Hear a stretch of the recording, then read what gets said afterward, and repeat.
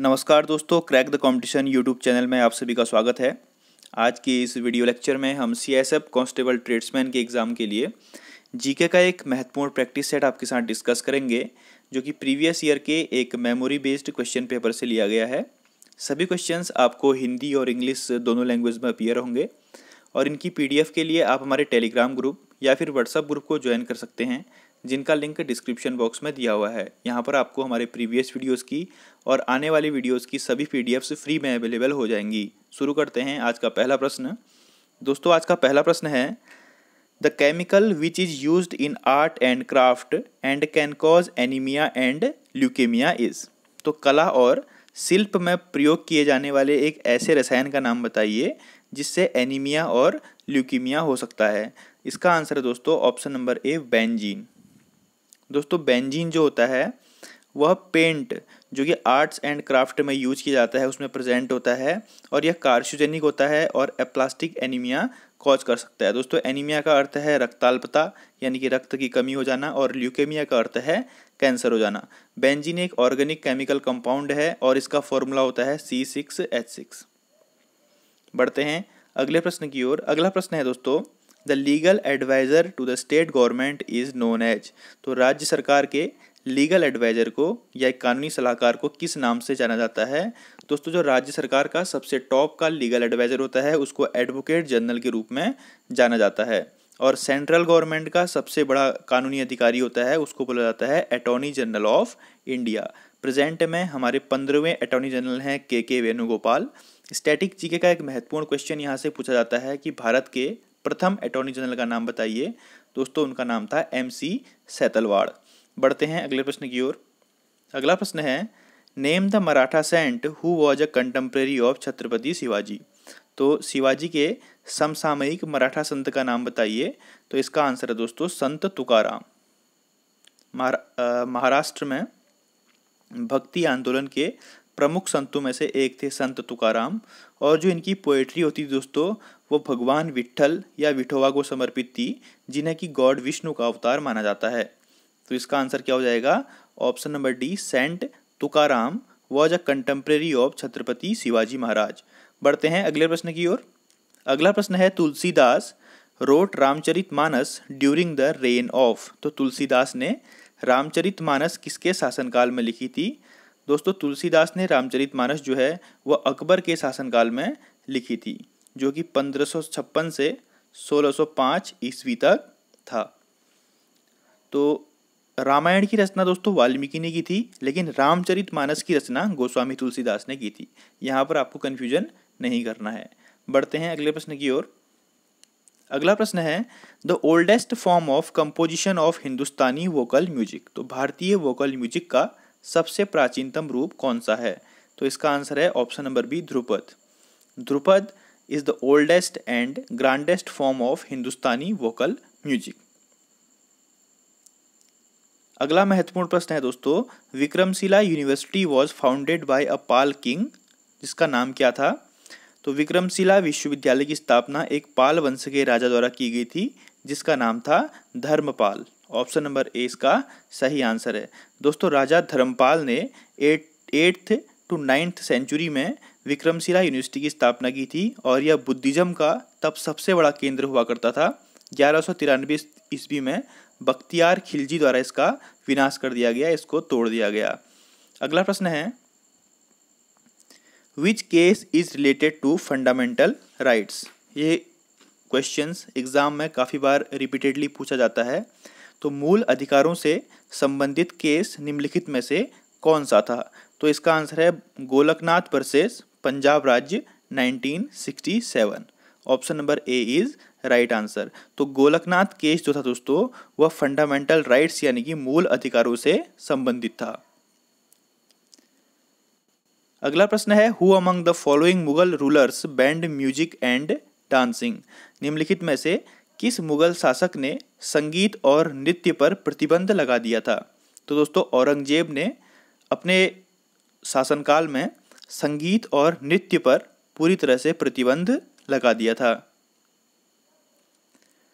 दोस्तों अगला प्रश्न साइंस से है, which one of the following is called the primary pacemaker of heart, यानी कि हार्ट का पेसमेकर किसे कहा जाता है। दोस्तों SA नोड यानी कि साइनो एट्रियल नोड को हृदय का पेसमेकर कहा जाता है।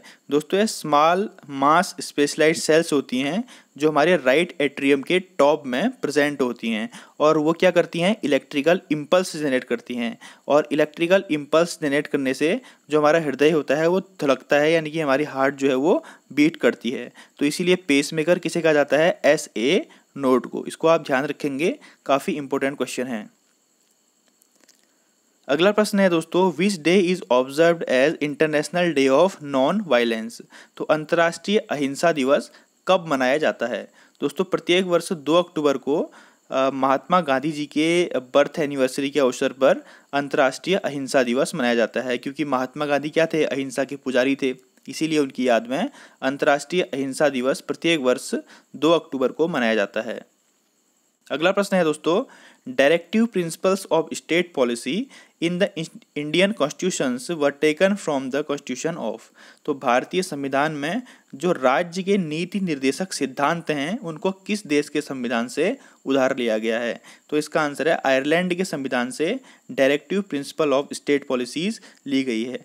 अब बात आती है दोस्तों आयरलैंड के संविधान से हमने और क्या क्या चीज़ें बोरो की हैं। तो सबसे पहली चीज़ है यहाँ पर इलेक्शन ऑफ प्रेसिडेंट, ठीक है, राष्ट्रपति के चुनाव की प्रक्रिया जो है वो हमने आयरिश संविधान से ली है। और दूसरा है कि राज्यसभा में प्रेसिडेंट के द्वारा जो मेंबर्स नॉमिनेट किए जाते हैं वो प्रक्रिया भी हमने आयरलैंड के संविधान से ली है। और तीसरी चीज़ क्या ली है, जो क्वेश्चन में दिया हुआ है, directive principle of state policy. दोस्तों राज्यसभा में प्रेसिडेंट के द्वारा 12 लोगों को नॉमिनेट किया जाता है जो कि अलग अलग फील्ड से होते हैं, जैसे कि कोई एजुकेशन की फील्ड से होता है, कोई स्पोर्ट्स के फील्ड से, ठीक है, कोई साहित्य के क्षेत्र से। जिन्हें उत्कृष्ट प्रदर्शन किया होता है उनको राष्ट्रपति द्वारा राज्यसभा में नॉमिनेट किया जाता है। अगला प्रश्न है, which countries are linked by Khyber pass. तो कौन से देश खैबर दर्रे से जुड़े हुए हैं। दोस्तों अफगानिस्तान एंड पाकिस्तान जो हैं वो खैबर पास के थ्रू जुड़े हुए हैं। यह काबुल को और पेशावर को कनेक्ट करती है। तो इसका आंसर क्या हो जाएगा, option number C, Afghanistan and Pakistan are linked by the Khyber Pass. Who discovered sex hormones. दोस्तों जैसे कि सेक्स हार्मोन्स होते हैं एस्ट्रोजन, टेस्टोस्टेरोन etc, जो कि हमारे सेक्सुअल डेवलपमेंट और रिप्रोडक्शन को अफेक्ट करते हैं, उनकी खोज किसके द्वारा की गई थी। ये काफ़ी इंपॉर्टेंट क्वेश्चन है। 1921 में यूजेन स्टेनस द्वारा सेक्स हार्मोन्स की खोज की गई थी, ठीक है। तो Eugen Steinach is right answer, option number B. अगला प्रश्न है, who among the following was the last Delhi sultan. तो दिल्ली का सबसे आखिरी सुल्तान कौन सा था। दोस्तों इब्राहिम लोदी जो था वो दिल्ली का सबसे आखिरी सुल्तान था।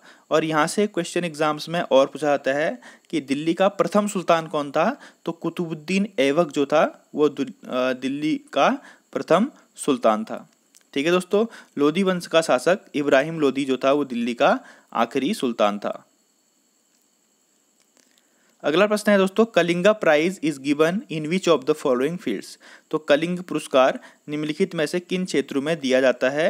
दोस्तों कलिंग प्राइज जो है वो साइंस के क्षेत्र में उत्कृष्ट प्रदर्शन करने पर यूनेस्को द्वारा दिया जाता है। 1952 में उड़ीसा के जो मुख्यमंत्री हैं अभी नवीन पटनायक, उनके पिताजी थे श्री बीजू पटनायक द्वारा इसको स्थापित किया गया था और फिर इसको यूनेस्को ने अडॉप्ट कर लिया। दोस्तों आप मुझे कमेंट बॉक्स में यूनेस्को की फुल फॉर्म लिख के ज़रूर बताइए। यूनेस्को का हेडक्वार्टर है दोस्तों पेरिस फ्रांस में, इसको आप ज़रूर याद रखिए, ये एग्जाम्स में पूछा जाता है। और इसके जो डायरेक्टर जनरल हैं उनका नाम है ऑड्रे अजौले, ठीक है। ऑड्रे अजौले जो हैं इसके डायरेक्टिव DG हैं। अगला प्रश्न है दोस्तों, the metal present in insulin. तो इंसुलिन में कौन सा मेटल प्रेजेंट होता है। दोस्तों इंसुलिन में जो है वो जिंक प्रेजेंट होता है। और इंसुलिन कहाँ से स्रावित होता है। तो जो हमारी पेनक्रियाज होती है, पेनक्रियाज में आइलेट ऑफ लैंगरहैंस होती हैं। तो आइलेट ऑफ लैंगरहैंस में जो है दोस्तों बीटा सेल्स होती हैं। कौन सी सेल्स होती हैं, बीटा सेल्स, वहाँ से इंसुलिन निकलता है, ठीक है। और इसमें कौन सी मेटल प्रेजेंट है, इसमें जिंक प्रेजेंट होती है। ऑप्शन नंबर सी इसका सही आंसर है। अगला प्रश्न है दोस्तों, conversion of sound energy into electrical energy is done by. तो ध्वनि ऊर्जा से विद्युत ऊर्जा में रूपांतरण किसके द्वारा किया जाता है? तो माइक्रोफोन द्वारा साउंड एनर्जी को इलेक्ट्रिकल एनर्जी में कन्वर्ट किया जाता है। Option number C, microphone is right answer. दोस्तों अगला प्रश्न आपके लिए होमवर्क में है, इसका आंसर आप मुझे कमेंट बॉक्स में लिख के बताएं। इस क्वेश्चन को मैं काफ़ी बार बता चुका हूँ। तो बॉडी के तापमान को कौन रेगुलेट करता है? The body temperature is regulated by pituitary gland, hypothalamus, pineal gland या फिर थायराइड ग्लैंड। तो इसका आंसर आप मुझे कमेंट बॉक्स में लिख के ज़रूर बताएंगे। उम्मीद करता हूँ आपको वीडियो पसंद आई होगी। अगर आपको वीडियो अच्छी लगी तो काइंडली वीडियोज़ को लाइक कर दीजिए और अधिक से अधिक इनको शेयर कर दीजिए। और अगर आप चैनल के साथ नए जुड़े हैं तो काइंडली चैनल को सब्सक्राइब कर दीजिए और नोटिफिकेशन बेल आइकन को जरूर दबाइए ताकि आपको आने वाली वीडियोस की अपडेट्स मिलती रहे। थैंक यू फ्रेंड्स, जय हिंद, जय Bharat, have a nice day.